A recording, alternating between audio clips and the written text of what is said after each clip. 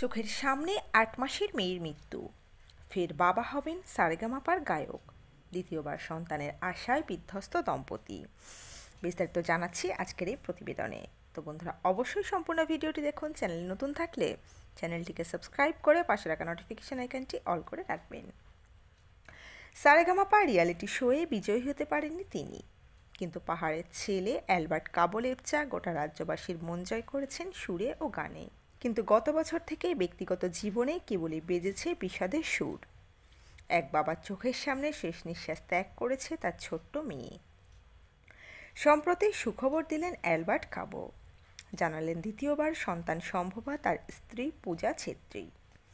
স্ত্রীর সঙ্গে ছবি দিয়ে খবরটি ফেসবুকে শেয়ার করেছেন গায়ক। স্ত্রীর বেবি বাম্প স্পষ্ট সেই ছবিতে। ৮ মাসের মেয়েকে হারিয়ে জগৎ অন্ধকার হয়ে গিয়েছিল তাদের বহু মাস। একাধিক রিয়ালিটি শোতে গিয়ে সে কথা বলতে গিয়ে বারবার অঝরে কেঁদেছেন কাবো। কিন্তু সেই অন্ধকার খানিক দূর হয়েছে ফের পিতৃত্বের স্বাদ পাওয়ার আশায়। আর তাই ফেসবুকে ছবি দিয়ে কাবো লিখেছেন তার সময় মতো সব কিছুই সুন্দর করে তুলেছে। আমাদের আশীর্বাদ করার জন্য এবং ভালোবাসা জানানোর জন্য সবাইকে ধন্যবাদ। আমাদের ছোট্ট সোনা তাড়াতাড়ি আসছে। একরত্তি মেয়েকে হারিয়ে বিধ্বস্ত কাবো ও পূজার মুখে হাসি দেখে মন ভরে গিয়েছে নেটিজেনদের। সকলে মিলে অভিনন্দন জানান দম্পতিকে। তাদের সুখের দীর্ঘায়ু কামনা করেছেন সকলে। গত বছর মাত্র ৮ মাস বয়সে মা বাবাকে ছেড়ে চলে যায় ছোট্ট ইভলিন।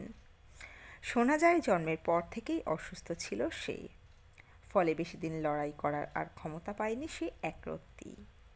এর আগে কাবো এক সাক্ষাৎকারে জানিয়েছিলেন তারা কলকাতার নামী হাসপাতালে চিকিৎসা করিয়েছেন ছোট্ট মেয়ের।